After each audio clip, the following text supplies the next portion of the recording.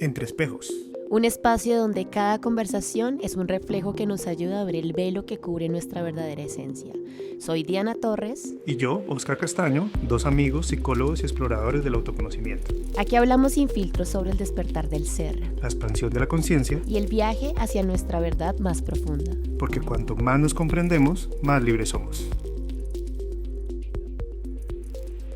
Antes de comenzar este episodio, queremos contarles sobre dos espacios muy especiales que vienen en camino y que seguro resuenan contigo si estás en un momento de búsqueda, transformación o deseo de cambio. El primero es un taller de un solo día, llamado Si yo cambio, todo cambio, y será el 2 de agosto. Es una experiencia vivencial para quienes sienten que ya no quieren seguir en piloto automático y están listos o listas para mover lo que duele o estanca. Y el segundo es un viaje al interior, un proceso de 4 meses para mujeres que quieren sanar, reconectarse con su historia y recordar quiénes son de verdad. Comienza el 9 de agosto. Si estás en Bogotá, anímate. Las inscripciones para los dos espacios ya están abiertas. En la descripción de este episodio dejaremos nuestros datos si quieres más información. ¿Qué pensarías si te dijera que eso que tú crees que eres no eres tú, en esencia? Si ese yo o ese yo soy no fuera más que un personaje creado por tu niño herido? ¿Y si la voz que guía tus decisiones, tus miedos y tus relaciones fuera solo una construcción? Bueno, pues hoy queremos hablarte de eso, que sin darte cuenta gobierna gran parte de tu vida, el ego. En este episodio, Entre Espejos, vamos a explorar el ego no como el enemigo, sino como una parte de nosotros que se formó con un propósito, tal vez protegernos, adaptarnos, obtener amor o sentirnos seguros. El ego nace en la primera infancia, cuando comenzamos a relacionarnos con el entorno y aprender, a través de heridas, elogios, rechazos y exigencias. ¿Quién debemos ser para ser amados o aceptados?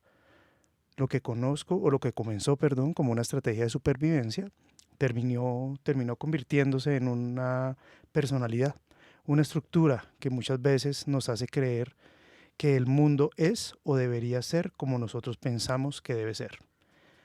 Así, desde este deber ser, comenzamos a liderar nuestras decisiones, nuestras relaciones, incluso nuestro camino espiritual.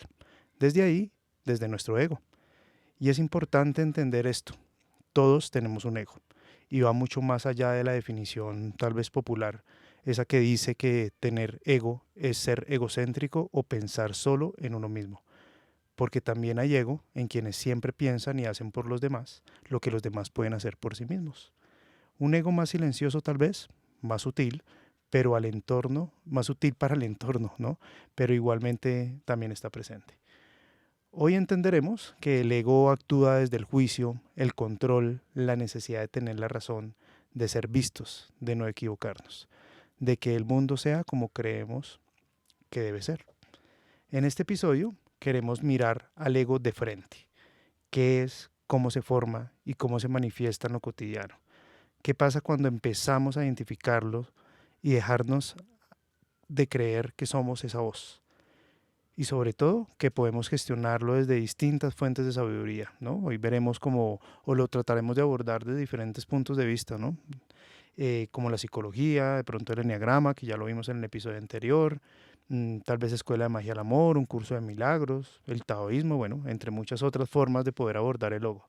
Todas estas igual aportan a esta idea desde esa necesidad de desmarcarse de este personaje, ¿no? Del ego. Ese será un viaje hacia adentro, hacia ese punto de silencio donde el ego deja de tener poder y empezamos a recordar quiénes somos en realidad. Bueno, pues hola Dianita, ¿qué más de la vida? Qué felicidad estar acá de nuevo contigo y con este tema creo que muy potente y revelador que creo que nos apasiona a los dos también, ¿no? Como todo lo que hablamos acá. Bueno, hola Oski, muchas gracias a ti por liderar hoy este episodio con este tema que cuando estaba mirando las preguntas, bueno, era muy retador y muy chévere pensarme en las respuestas de, pues, de lo que vamos a hablar o cómo propusiste llevar este episodio, así que muy emocionada de poder acompañarte y pues estar acá contigo en este episodio. Súper. Bueno, empecemos si te parece aclarando qué es el ego, ¿no? Entendiendo que el ego pues no es que sea el malo del paseo, tampoco es un castigo, tampoco es, no sé, como te digo, no es un personaje maligno, ¿no? Sino que básicamente, pues en realidad es una creación muy inteligente, ¿no? Una construcción mental que surge desde la necesidad de sobrevivir, tal vez de protegernos y de construir o conseguir amor. Desde Escuela Maestría del Amor, por ejemplo, Escuela de Gerardo Schmelding, podríamos decir que el ego es el mecanismo que creamos de manera inconsciente para poder aprender lo que vinimos a aprender a este mundo. Quiere decir que tiene un propósito de aprendizaje profundo, ¿no? En el episodio anterior hablamos del enneagrama y desde esta herramienta comprendimos o podemos comprender tal vez que el ego comienza a formarse en la infancia, en ese periodo en el que aún somos vulnerables y no contamos con recursos emocionales para comprender lo que sentimos ni lo que sucede a nuestro alrededor. Entonces, Dianita, cuéntanos un poco desde tu experiencia como terapeuta, ¿cómo ves tú ese momento de la infancia donde empezamos a construir estrategias para ser aceptados? ¿Qué señales crees tú que se muestran en una persona que ya está viviendo desde su ego desde muy temprana edad? Bueno, Oski, desde mi visión, yo no creo que los niños o las niñas nazcan con un ego definido. Lo que traemos es una base biológica y un temperamento, un carácter, pero el ego como tal se va construyendo a medida que crecemos y nos relacionamos con el entorno, pues especialmente con papá, con mamá o con las personas que hayan cuidado de nosotros o de las personas cuando eran pequeños. En los primeros meses un bebé no se percibe como alguien separado, ¿no? Vive en un estado como, por decirlo, más puro, más simbiótico, pero poco a poco pues empieza a diferenciarse y ahí es cuando aparece esa sensación del yo, que para mí el yo es el ego, ¿no? Cuando aparece la percepción de yo, ahí empieza, es la primera pista de que el ego empieza a despertar. El lenguaje también es clave. Cuando los niños o un niño o una niña empieza a decir cosas como yo, mío, mi mamá, mi papá, yo cholito, como todas estas etapas donde el niño ya empieza a tener una percepción y cree que las cosas son suyas, pues está empezando a construir esa identidad, ese personaje que pues crea para poder moverse en el mundo según pues cada necesidad particular del ser humano. También influyen las experiencias, pues, de aprobación, de rechazo, el amor condicionado. Yo creo que ahí también empieza a despertarse el ego, cuando empiezas a recibir elogios o críticas dependiendo de del comportamiento que tengas. Entonces, todo eso va moldeando tu idea de quién deberías ser para poder ser amado y aceptado. Entonces, podemos decir que el ego empieza a aparecer cuando somos niños, sí, pues ya vemos que somos algo separado del mundo, cuando notamos que nuestras acciones generan una reacción en los demás y cuando aprendemos que tenemos que hacer algo para recibir atención y seguridad, que son las búsquedas más elementales de cuando uno es pequeñito, ¿no? Cuando uno ya empieza a caminar, ¿qué buscas? Pues que te pongan atención para suplir tus necesidades básicas y entornos que te brinden seguridad. Y todo esto se consolida más o menos desde hacia los 2 años, que es cuando empiezas a pararte, a caminar, a hablar. eh, y pues ahí surge esa noción, como ya lo dije arriba, del yo. Lo que en psicología llamamos la etapa preoperacional, según Piaget, pero pues creo que no termina ahí. El ego sigue reafirmándose y adaptándose durante pues el resto de la infancia, la adolescencia, que para mí es una etapa súper fundamental, como la ratificación de esas herramientas que utilicé de niño para defenderme, y en la adultez que todavía, pues si no hacemos un trabajo, lo que hacemos es seguir reafirmando esa personalidad que nos ha servido durante toda la vida. Bien, entonces podríamos decir que sí, claramente se empiezan a desarrollar así esas herramientas o estrategias de las que tú hablas, ¿no? Aprendemos qué hacer para que nos vean, ¿no? Como que nos reconozcan y no nos rechacen. Entonces, el momento específico, de acuerdo, digamos, como a metodologías como el enneagrama, se dice que el ego suele ubicarse entre los 6 y los 7 años de edad, ¿no? Edades en las que vimos de alguna manera o vivimos de alguna manera situaciones que no lográbamos comprender, pues por esa inmadurez infantil que uno tiene claramente, ¿no? Naturalmente. Y construimos un mecanismo de defensa que se llama, o como yo, el yo o el ego, la personalidad, bueno, todos estos sinónimos, para poder enfrentar esa situación que no pudimos comprender, ¿no? ¿Te parece, Anita, que este rango de edad tiene, pues no sé, algo especial desde el punto de vista psicológico o emocional? O tal vez porque crees que ahí se activa tan fuerte o esta forma tan fuerte eh, de protegernos del entorno. Sí, yo estoy de acuerdo. Yo creo que definitivamente ese rango de edad entre los 2 y los 7 años tiene algo muy especial desde un punto de vista no solo, digamos, de estas teorías que, no sé, el eneagrama, sino desde la psicología y lo emocional. Por un lado, pues como yo ya lo dije arriba, de entre los 2 y los 7 años es cuando los niños ya tienen una conciencia de sí mismos, ya se perciben como algo separado, ¿no? Como un yo propio. Y eso implica que también pues empieza a notar que uno empieza a notar a esa edad que ya no agrada tanto, ¿no? Que de pronto no siempre obtengo lo que quiero, a la hora que quiero, inmediatamente, y que las personas pueden retirarte el amor, la atención y el reconocimiento ante ciertos comportamientos. Y es una etapa muy sensible porque, aunque ya tiene un yo, todavía no tiene recursos emocionales ni cognitivos para comprender pues completamente lo que siente a su alrededor. Es decir, un niño cuando está muy pequeñito, aunque tiene una conciencia separada, no diferencia la realidad, es decir, es muy crédulo. Tú le puedes decir a un niño, Papá Noel existe y todos no lo creímos. Bueno, a menos que hayamos tenido a alguien que nos haga el momento muy rápido, pero el ratón Pérez existió, bueno, un montón de cosas que para nosotros eran una realidad porque el adulto no lo decía. Y entonces esto nos lleva a interpretar las situaciones desde un mundo muy infantil y muchas veces pues un niño concluye lo que pasa, un regaño, una ausencia, el rechazo, eh, la interpreta como no soy suficiente, algo está mal en mí y pues ahí comienza a desarrollar una serie de respuestas pues que tienen todo que ver con esas compulsiones o esos descentramientos que hablamos pues el episodio pasado. Y también es una edad donde los niños empiezan a experimentar el mundo fuera de la casa, entonces uno ya entra a jardín, entra a primaria y ahí no solamente es nuestra experiencia en casa, sino también pues empieza a tener amiguitos, profesores, comparaciones, ¿no? Mi mamá que me dice, ay, tan linda, y cuando llego al colegio no soy tan linda, tal vez, ¿no? Y allá aparecen pues nuevos retos o nuevas experiencias mías de cómo voy a ser vista, aceptada y valorada. Entonces, al no poder gestionar como toda esa vulnerabilidad también en la que se está expuesto desde una conciencia o como tú dices, yo creo que cuando uno es niño todavía no existe el observador, no tenemos la capacidad de ser observador de nuestro comportamiento, sino estamos ahí vivenciándolo, no hay una conciencia tan objetiva como cuando ya desarrollamos, o que tal vez se desarrolla en la adultez, no necesariamente también, pues entonces creamos estrategias inconscientes para protegernos.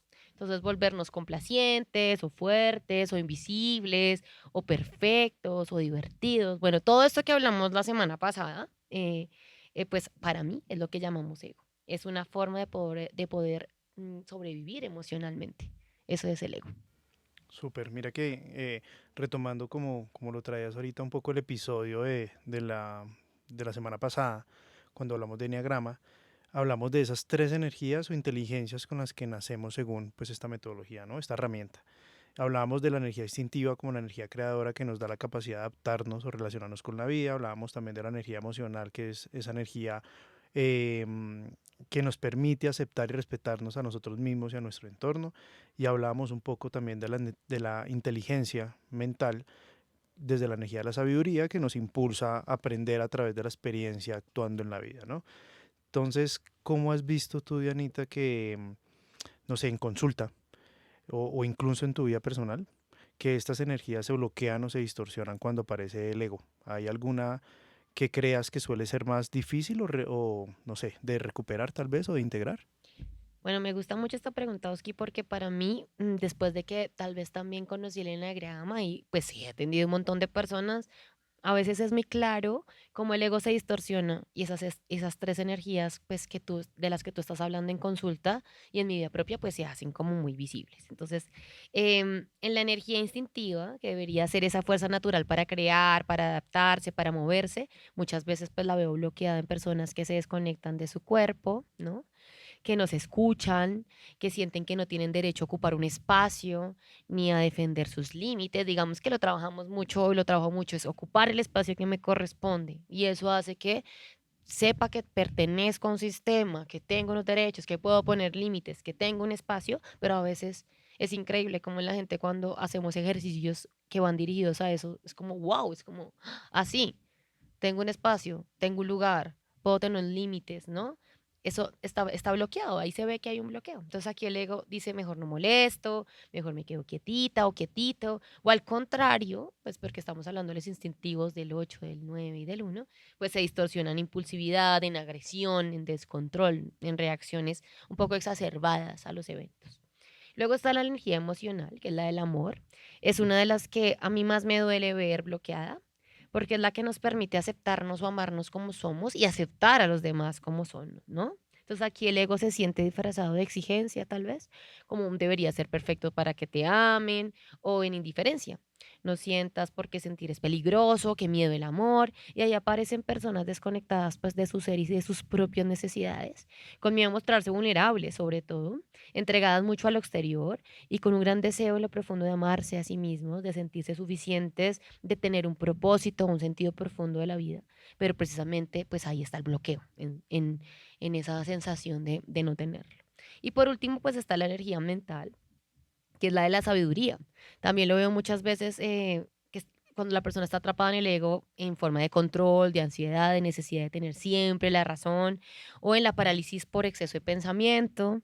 De pronto, este bloqueo acá en lo mental es como en lugar de fluir y aprender de las experiencias, la mente está llena de juicios, de dudas, de expectativas, pues que imposibilitan sobre todo que las personas que están ahí en esa emoción mental puedan vivir el presente.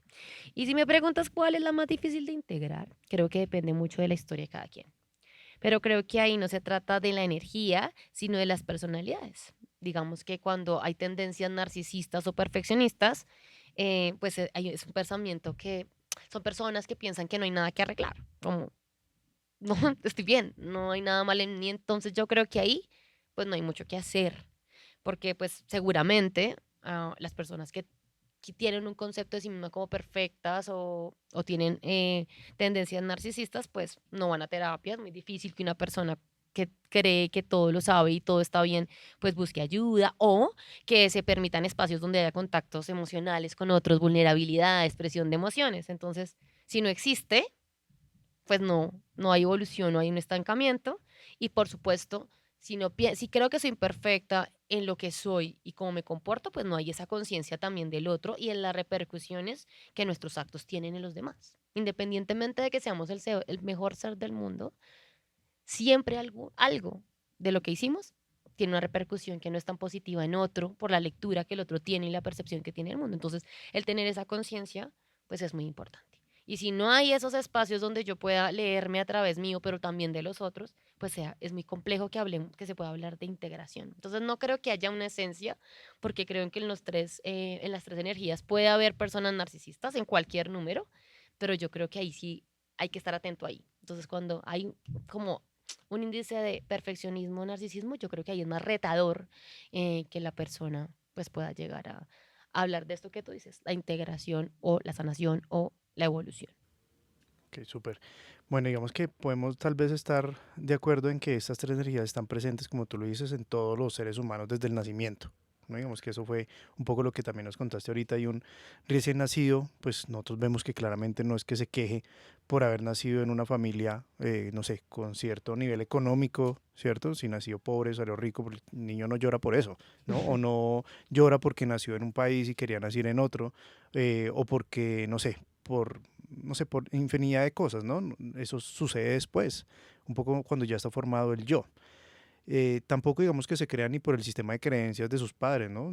No puedes decir, ya yo quería unos padres que fueran de izquierda, yo soy de derecha, ¿no? Eso no sucede, Eso no sé. ¿cierto? Eso no sucede. Entonces podemos estar de acuerdo que nacemos libres de creencias, ¿cierto? Y que desde allí cuando las creencias o en la medida en que nosotros vamos de alguna manera dejando de adaptarnos, dejando de, no sé, dejando de amar incondicionalmente a otros y a sí mismos, y adicionalmente a eso nos permitimos aprender de todo en la vida, sino que nos llenamos de creencias, y en ese momento empieza a formarse eso que llamamos un poco el yo, ¿no? Entonces podemos estar de acuerdo un poco que sí nacimos claramente libres de todo este tipo de ideologías, de juicios, de etiquetas. Entonces, digamos que avanzando un poco en esto, podemos decir que entonces que a medida que nacemos o crecemos, perdón, y alguna de estas tres energías se ve como distorsionada por la construcción del ego, porque en ese momento cuando el ego entra a adueñarse tal vez de las virtudes o de estas capacidades con las cuales ya nacimos, ¿cierto? Aparecen, digamos que, tres grandes manifestaciones que nos alejan un poco de esto que podemos decir tal vez una esencia de nacimiento, ¿no? Porque entonces empieza a manifestar desde la ira, desde la vanidad o desde el miedo, ¿no? Esta capacidad de poder, no sé, rechazar el entorno y no adaptarnos, de esta capacidad de poner el amor afuera y el miedo de no poder actuar en la vida si no tenemos información para poder afrontarla, ¿no? Desde allí. Entonces, Dianita, un poco, ¿qué tanto crees que estas tres emociones o estas tres manifestaciones son indicadores de que el ego ya está dirigiendo pues nuestras vidas, ¿no? Cómo se manifiestan en lo cotidiano sin que nos demos cuenta, ¿no? Es como muy desde la inconsciencia, como siempre lo hemos visto, ¿no? Sí, Oski, como tú dices, un recién nacido no se pelea con lo que hay, ¿no? Simplemente es, se adapta y desde allí fluye. Pero cuando las tres energías originales, la instintiva, la emocional y la mental, empiezan a distorsionarse o a descentrarse por las vivencias, la historia misma, las heridas, aparecen estas tres grandes emociones que son señales de que estamos más identificados con el personaje que con la esencia. Entonces, la ira, por ejemplo, aparece cuando sentimos que en realidad, que la realidad no es como queremos que sea, ¿no? Como cuando estamos muy metidos en el debería ser y queremos controlar y forzar algo que no está en nuestras manos. En lo cotidiano se manifiesta no solamente con gritos o algo así, sino la ira se manifiesta con impaciencia, con rigidez, en lo corporal, cuando nuestro cuerpo se tensa, cuando hay críticas de nuestra parte muy constantes, cuando hay frustración continua, ¿no? Por otro lado, la vanidad se activa cuando buscamos ser vistos, valorados, reconocidos a toda costa. Entonces, cuando sentimos que necesitamos probar que somos especiales o que somos suficientes o que somos dignos o que somos buenos, pues la vida diaria parece estar ahí como en nuestra mente una comparación propia constante y seguramente nos encontramos con comparación externa porque es donde tenemos puesta nuestra mirada, necesidad de mostrar lo que somos, nuestros logros, nuestra suficiencia, como que nuestra valía, ¿cómo la vemos? Si nos aplauden, si nos felicitan, de cuidar excesivamente nuestra imagen y no solamente nuestra imagen corporal, sino cómo nos ven los demás. Somos buenas personas, bueno, como todas estas cosas donde nos metemos para poder ser amados. Y por último, el miedo, que está tan presente en muchos y muchas ahora, yo creo, en este estado que creemos que no podemos enfrentar lo que venga, ¿no? Entonces es como un exceso de futuro, que necesitamos asegurarnos que, ¿cómo lo aseguramos? Como controlando cada paso que damos y se manifiesta con ansiedad, con exceso de control, con evitación, con aislamientos a través de, no sé, la intelectualidad, como lo veíamos la vez pasada, e incluso parálisis, ¿no? Como la nada, me quedo quieta. Y pues por último, o también otra opción es escapes y distracciones a través del celular, el trago, bueno, no sé, todas estas distracciones que ahora están a flor de piel de piel en este mundo. Entonces, un poco para cerrar esta pregunta, cuando estas emociones empiezan a dirigir nuestras decisiones, nuestras relaciones, nuestro día a día, pues ahí hay una clara señal de que tenemos que tomar de nuevo el mando, perdón, y encontrar un lado neutro. Yo creo que es como ir hacia el centro, porque lo importante no es pelear con las emociones, sino reconocerlas. Entonces, como cuando yo veo que estoy habitando o el miedo o la vanidad, ¿cierto? Pues ahí yo puedo hacer algo, por supuesto, vivir esa emoción, no es estancarla, no es evitarla, sino vivirla, pero con una conciencia de que puedo vivirla, pero volver a un estado de plenitud y un estado armónico. Yo creo que ahí está, para mí, como el plus del asunto.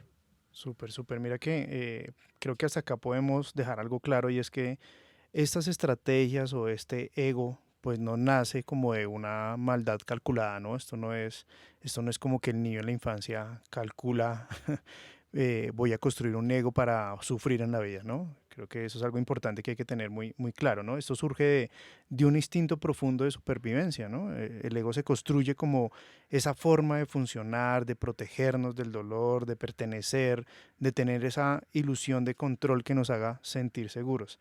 Entonces, si hasta acá hemos dicho que claramente algo pasó, ¿cierto? Entre, no sé, nacemos como libres de un montón de cosas, ¿no? De creencias, nos adaptamos, todo esto que ya hemos hablado, amamos incondicionalmente, pues creo que la pregunta un poco es, qué pasó entre ese ser que nació con todas las virtudes, como entendía esas virtudes como un montón de conductas que al expresarse nos generan bienestar y armonía, ¿cierto?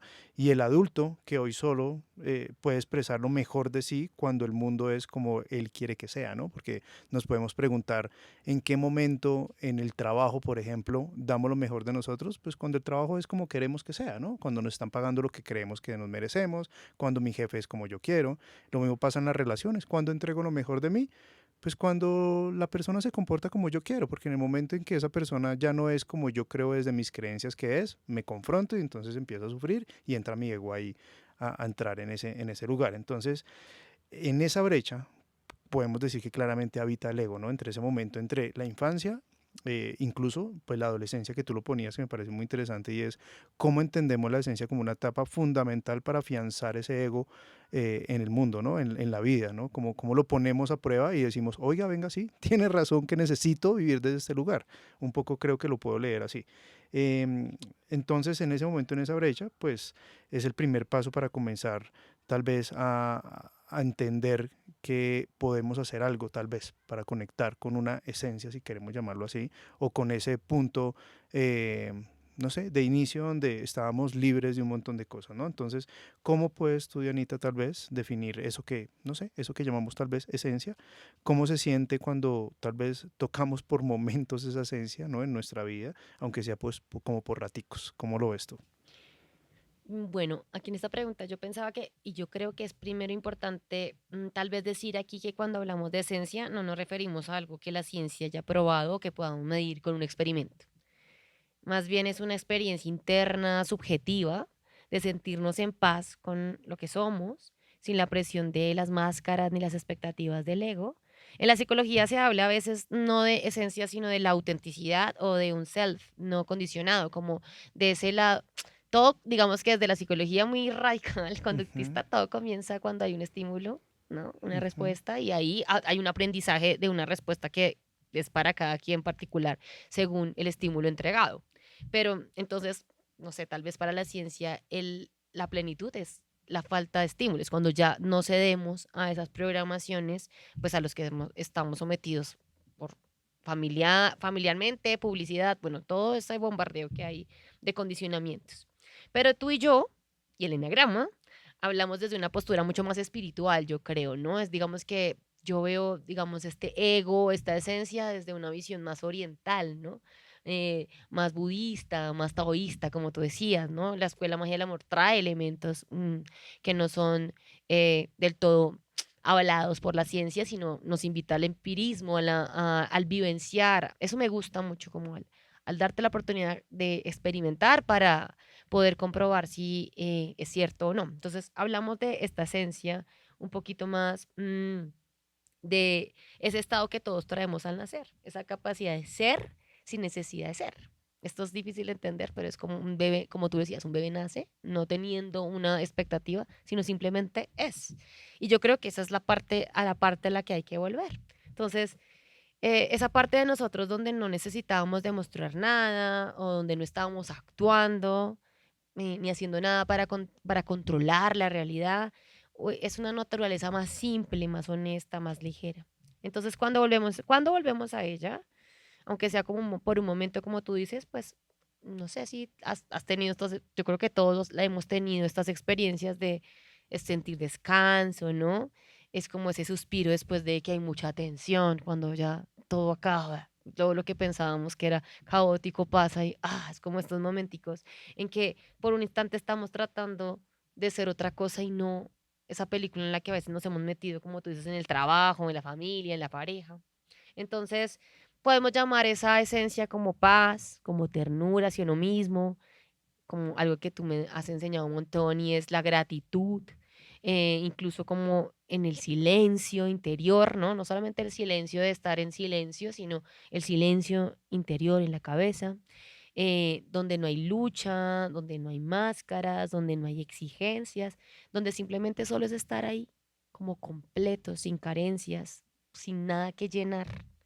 Entonces, a veces solamente aparece cuando, no sé si has ido de vacaciones y miras un atardecer y es una sensación de un Ujú, ratitito, unos minuticos donde dices todo es perfecto, que es este momento tan espectacular, o un abrazo, ¿no? Un abrazo bien dado, sin ninguna intención, o donde ese abrazo que te fundes y te olvidas por un ratico de ti.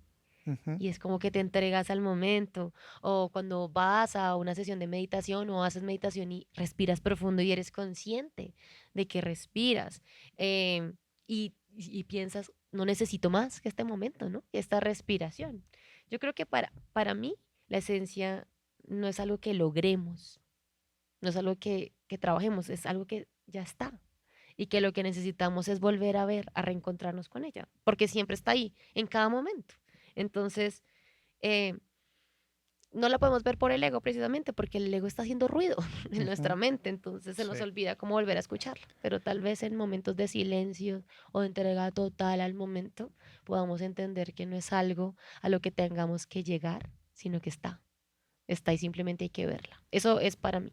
Ujú, bueno, mira, súper chévere. Yo creo que claramente empezamos entonces a confundir como esas herramientas que teníamos en la infancia para afrontar ese monstruo con lo que somos, ¿no? Entonces, siempre creo que intento decirle a las personas para cuando se identifican con el ego es, date cuenta que lo que hiciste fue crear una estrategia para afrontar una situación difícil desde la inmadurez o desde una, no sé, desde una niñez sin contexto, ¿cierto?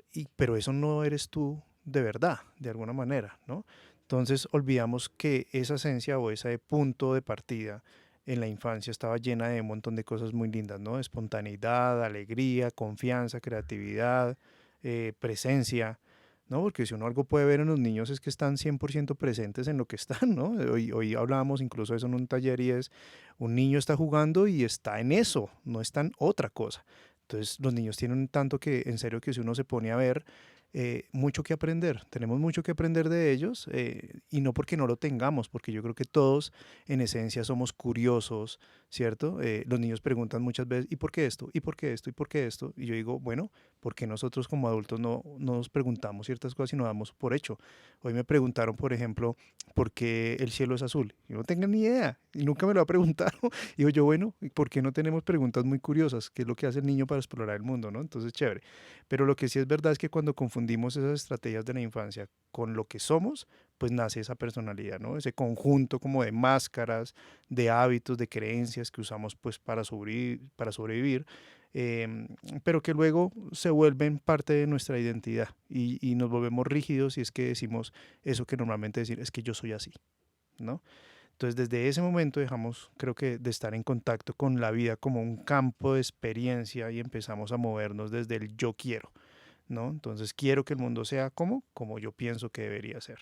Quiero tener la razón, quiero que me validen por lo que soy o por lo que he logrado, que todo se ajuste a ese guión que tengo en mi cabeza de cómo debería ser lo que está sucediendo, ¿no? Entonces, Dianita, te pregunto cómo podemos tal vez darnos cuenta de que ya no estamos aprendiendo de la vida, sino estamos tratando de que la vida se ajuste a nosotros, ¿no? No sé, hay señales concretas, no sé, que nos puedan ayudar a mostrarlo, tal vez, a notarlo. Sí, antes de contestar esta pregunta con lo que decías anteriormente, yo creo que el secreto está ahí.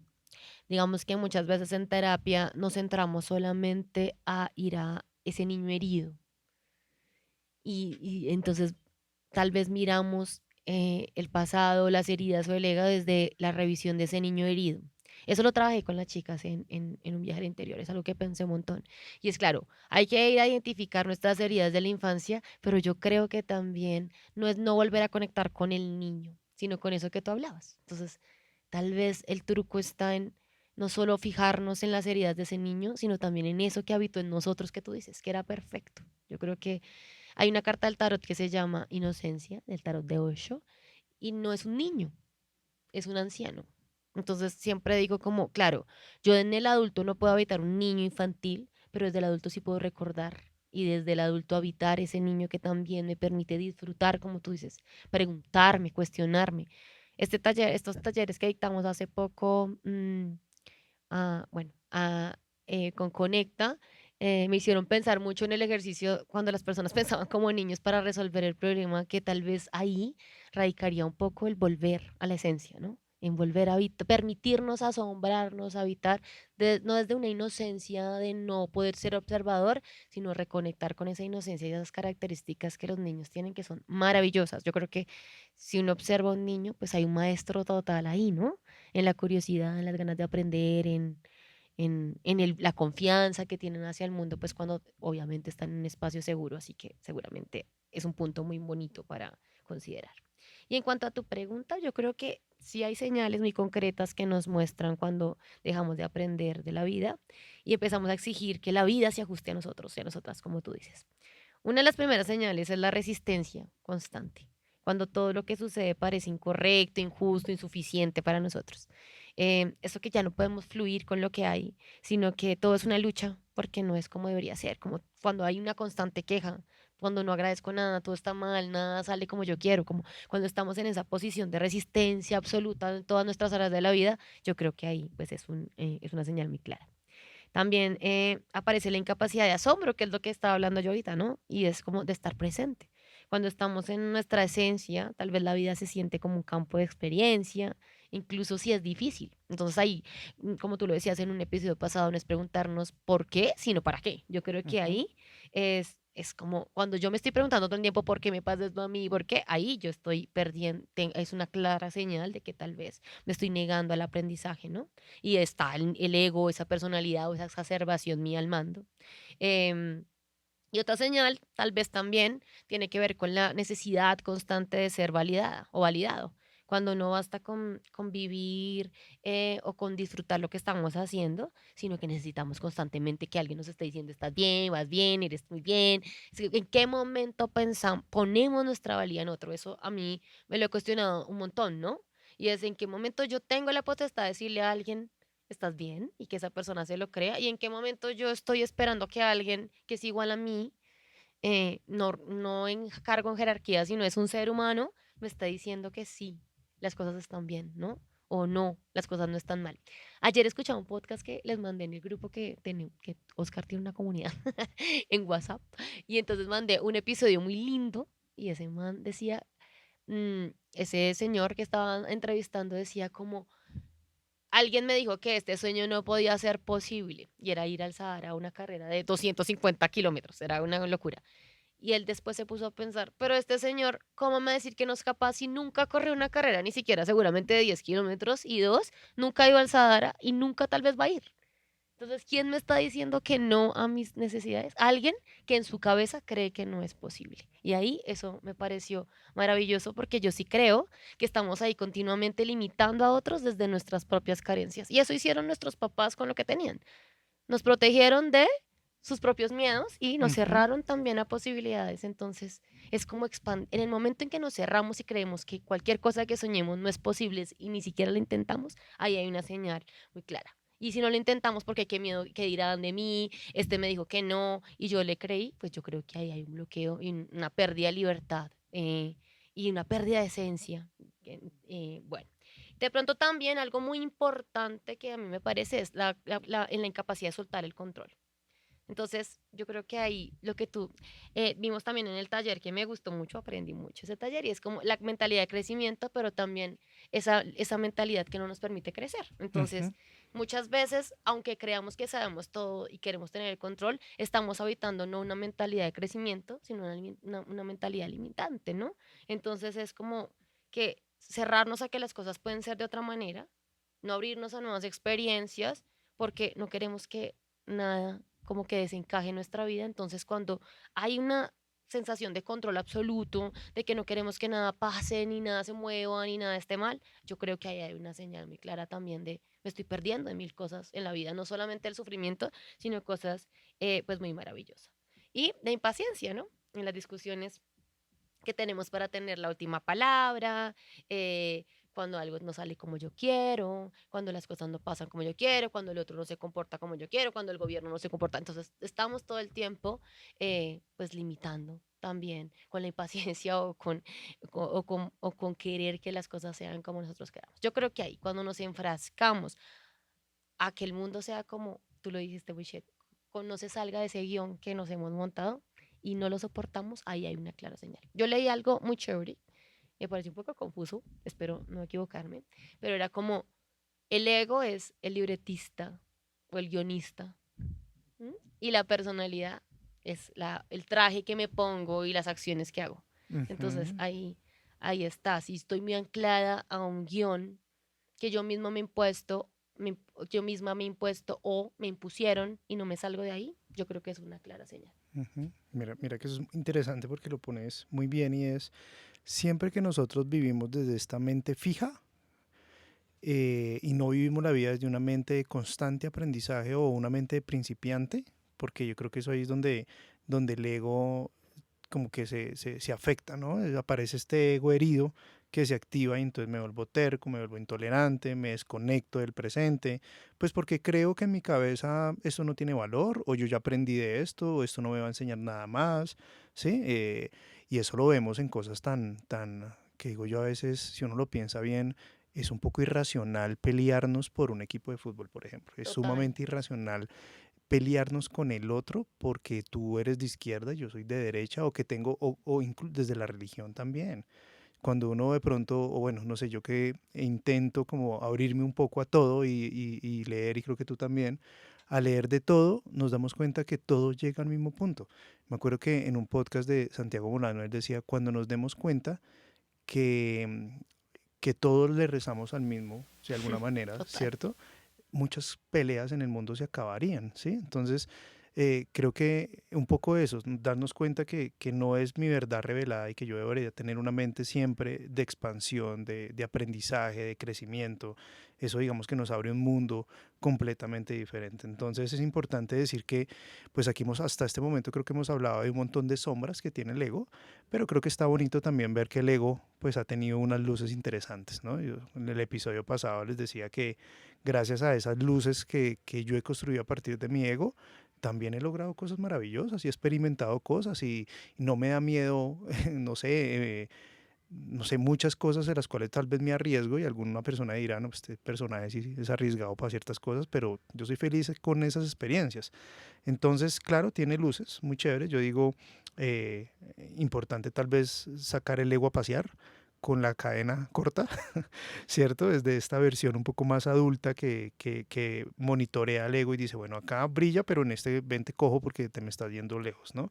Entonces, gracias a esas máscaras, pues también nos hicimos fuertes, nos volvimos expertos, aprendimos habilidades, desarrollamos talentos, bueno, un montón de cosas. Entonces, mm, ¿qué parte crees tú que el ego te ha traído? No sé, como que qué cosas lindas, logros, no sé, habilidades hoy valoras en ti y cómo tal vez podemos decir que aprendemos a integrar esas luces, ¿no? Sin quedarnos como atrapados en esa necesidad de control del ego, sino cómo podemos hacer ese bailecito, no sé, como ese baile, ese vals, un poco como crees.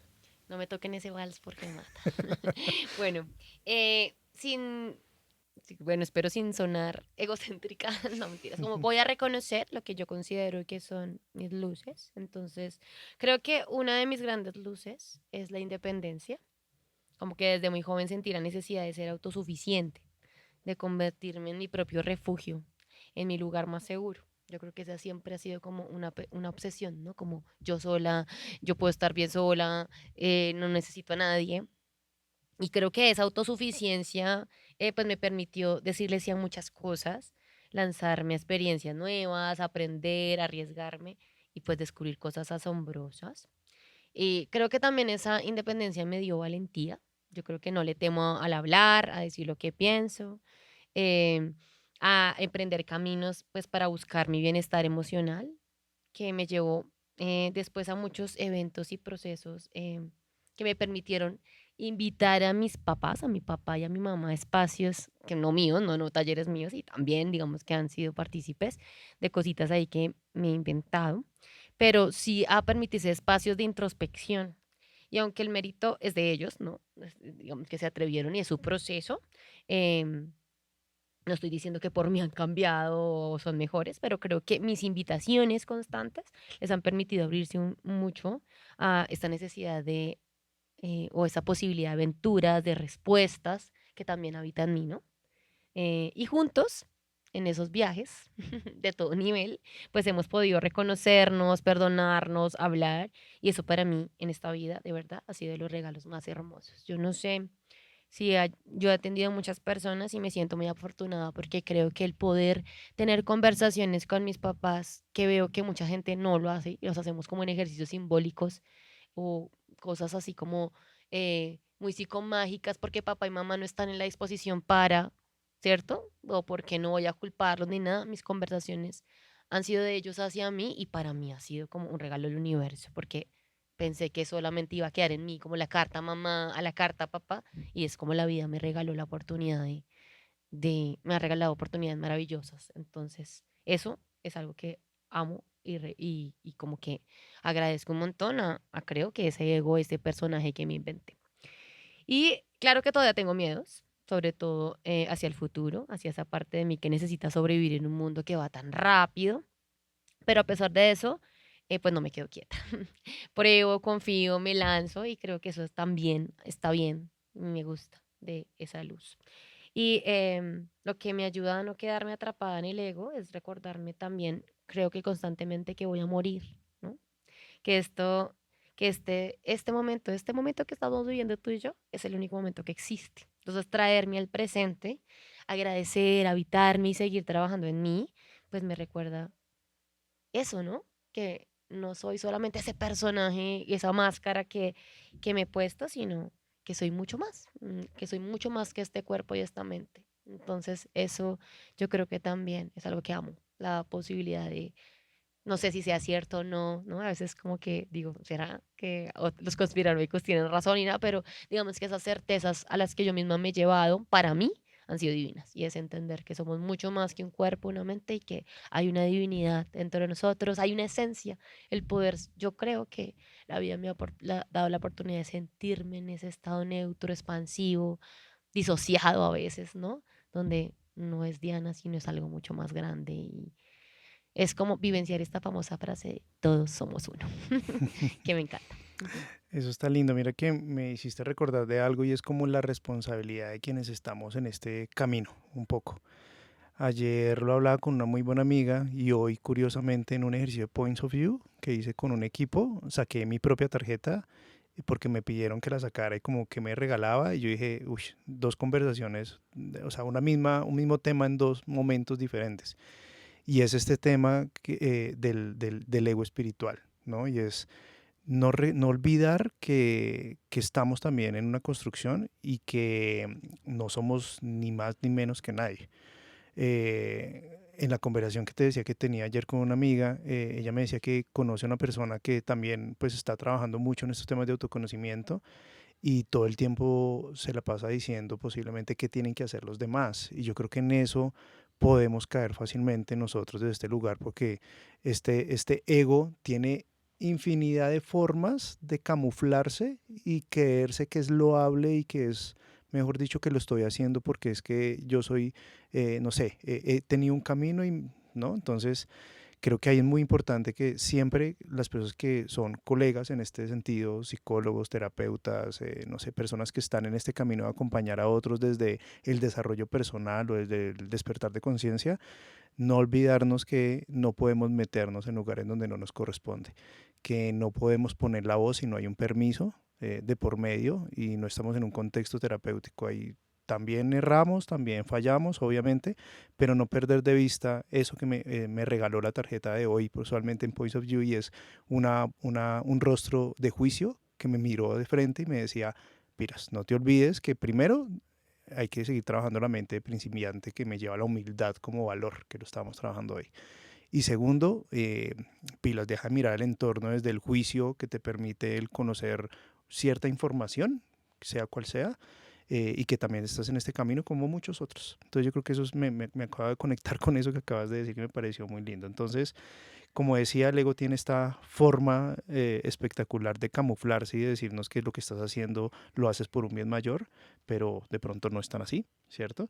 Entonces, cada vez que sacamos de pronto a pasear este ego y se vuelve como un protagonista, pues esa experticia que tiene o no sé, como esta esta parte de yo soy mejor o yo soy bueno en esto, y ve que de pronto en el entorno hay alguien que también es bueno en eso o es mejor que yo, porque siempre vamos a encontrar gente que sabe más que nosotros o ha sido más experto, no sé, pero luego entonces ahí se empieza a sentir amenazado, inseguro o se resiste a fluir claramente como con la vida, ¿no? Entonces el ego, podríamos, no sé si tú estás de acuerdo con esta definición y es, podríamos decir que tal vez es una máscara útil, pero también limitante, como que están esos dos lugares. Sirve mientras nos protege, pero nos encierra cuando se convierte en quien lidera nuestra vida, ¿no? En el que maneja este bus o esta vida, ¿no? Que se vuelve el conductor y no un pasajero. Entonces, Dianita, como tal vez cómo saber cuando el ego nos está protegiendo y cuando ya no está limitando, nos está limitando, o cuál ha sido, no sé, tal vez tu experiencia en este equilibrio. Bueno, yo creo que el ego nos protege cuando nos ayuda a mantenernos en pie sin perder la paz. Digamos que finalmente ha sido, el ego es todo, no solamente las cosas, es todo aquello que desarrolla nuestra personalidad para resolver la vida. Y como lo hablamos en la pregunta anterior, están las luces y las sombras ahí metidas. Es el personaje que yo tengo en este reality llamado vida, ¿no? Entonces, digamos que en algún momento ha sido muy efectivo para mantenernos en pie, para no perder la paz, para resguardarnos, para protegernos, para combatir, para, no sé, para interactuar, ¿no? Digamos que estos grandes gurús o nosotros mismos, yo creo que los grandes terapeutas, lo que tenemos ahí, como lo dirían en la fundación, es labia, ¿no? Entonces es muchas veces el poder de mi palabra, de mi voz, teniendo una fuerza y no necesariamente una coherencia, que es algo que yo me pregunto siempre cada vez que atiendo a alguien.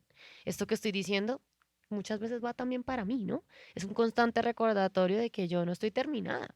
Y así yo esté, a- no sé, acompañando a otros en su viaje, ¿no? Escuchando, haciendo preguntas activadoras, invitaciones, posibilitadoras, pues mi camino también está ahí paralelamente y como lo hablamos en nuestros primeros capítulos, muchas veces los que estamos aquí en un camino espiritual repartiendo medicinas o haciendo terapia o haciendo lo que sea, creemos que ya todo está terminado y no necesariamente practicamos lo que enseñamos. Yo creo que ahí hay una responsabilidad muy grande y en el momento que nos olvidamos que también no somos solamente terapeutas, sino pacientes, ¿no? También es decir, como que Ujú. estamos en los dos roles, es necesario. Vamos a otros a que nos enseñen, nos inspiren y otros vienen a nosotros y es ahí. Y la persona que menos esperamos puede ser nuestro gran maestro. Es decir, no necesariamente tiene que ser ese profesor, ese gurú, ese que está en las redes, sino, no sé si hoy en el taller a veces hay personas que no son terapeutas y te hacen preguntas o te hacen invitaciones y ahí hay una gran enseñanza del día. Yo siempre pienso que quienes nos dedicamos a dar talleres, sobre todo, no hay nada más gratificante. Yo creo que se lleva uno muchísimo más de lo que uno entrega a las personas, porque hay reflexiones maravillosas, porque hay palabras en el momento indicado, porque hay regalos y hay invitaciones donde tú también puedes participar y llevarte tu mensaje. Así que eso es muy maravilloso. Y entonces, para saber si estamos en equilibrio, yo creo que me haría estas preguntas. ¿Esto que hago nace de dónde? ¿De la confianza o del miedo? ¿No? Ahí, en esa respuesta, ¿esto que estoy haciendo de dónde es algo que quiero hacer o está lleno de terror y miedo? Que no quiere decir que el miedo no sea un posibilitador, pero si está muy frecuentemente, entonces tal vez ahí pues no estoy en coherencia. ¿Esto que hago lo hago por expresarme o para demostrar algo? ¿No? Como, ¿qué es esa gratificación? ¿Es algo que es para mí o para que, como lo hablamos, me digan, muy bien, estás bien, y como alimentar este personaje, si es que está ahí en la vanidad o en el ser? ¿Y estoy disfrutando o solo estoy tratando de que todo salga como yo quiero? Yo creo que esa es mi gran pregunta. Digamos, esa es mi pregunta para mi personalidad. Y es muchas veces, ¿me lo gozo o estoy aquí pensando que salga tal cual lo planeé, ¿no? Entonces es como mi gran tarea y en lo que estoy es, bueno, ya, que hijo de madre, es que salga como tiene que ser, me lo gozo, me lo disfruto y como que me sumerjo en la experiencia en vez de estar ahí controlando todo el tiempo. Y cuando estas respuestas se inclinan o hacia la rigidez o hacia el miedo, pues yo creo que ahí es el momento, pues el gran momento para volver a nosotros o pegar una mirada muy observadora de qué es aquello que tiene que cambiar, pues para que podamos habitarnos de la mejor manera, ¿no? Eso está, me gusta eso y creo que con esto es un muy buen cierre porque creo que todo se resume también en preguntarnos cosas diferentes, no sé, puede ser diferente, no sé, esto desde dónde lo estoy haciendo, cuál es la intención profunda, real, honestamente, conmigo mismo, no para el entorno, de el por qué hago lo que hago, y como tú lo dijiste, el para qué hago lo que hago, ¿no? No es desde el lugar de la víctima, sino el lugar del protagonista, donde me hago preguntas diferentes. Yo creo que ese es el punto. Yo creo que las preguntas llegan en el momento indicado. Hoy le decía a alguien, la información, o digamos, cuando el alumno está listo, el maestro aparece. Y el maestro no es una persona tal vez puntualmente, es la información que el universo tiene. Y el universo es el maestro en el sentido de la información, y cuando uno está listo, esa información llega representada en una persona, en un terapeuta, en, no sé, en tantas formas, pero uno es quien en ese momento de saturación es que está listo para poder recibirlo, ¿no? Mucha información llega. Yo me acuerdo que muchas de esas cosas llegaron a mi vida y como no, en ese momento yo creía que todo estaba perfecto, pues se deja pasar. Entonces yo creo que la clave está en eso que tú acabas de decir, y es cómo nos hacemos preguntas diferentes. Entonces, igual, si estás escuchando esto, posiblemente estás en ese momento, y eso está lindo también. Creo que también le llegamos a personas que están buscando tal vez respuestas. Eso está muy bonito. Entonces, Anita, no sé, ¿algo más que quieras decir como para ir cerrando este episodio? Pues no tenía nada, pero ahora se me ocurre una invitación y es un ejercicio que yo hago en terapia y que también yo he hecho y que me sirvió muchísimo y es el guión de la vida. Entonces, a ti que me estás escuchando, te hago esta invitación y saca un tiempito y escribe tu propia serie literal. Entonces, escribe un cuento o un libreto. ¿Cuál ha sido tu libreto desde antes de nacer? Es decir, 6 meses antes de nacer, que dónde andaban tus papás, cómo era su historia, dónde estaban, a todo nivel, qué pasó cuando naciste y escribe tu guión, tu historia, hasta ahora. Te puede demorar una semana, un mes, pero hazlo. Y después léela y pregúntate si te has permitido que esa historia cambie o lo que has hecho es ratificar ese personaje principal que se creó cuando chiquito. Y lo más importante es, créete que tú puedes seguir escribiendo ese guión de una manera distinta. Así que el ver nuestra vida escrita, yo creo que es un gran ejercicio. El ver las cosas que se han repetido, no solo cuando en la infancia, sino uno se da cuenta de cositas que es como la misma escena, pero diferentes participantes o diferentes personajes.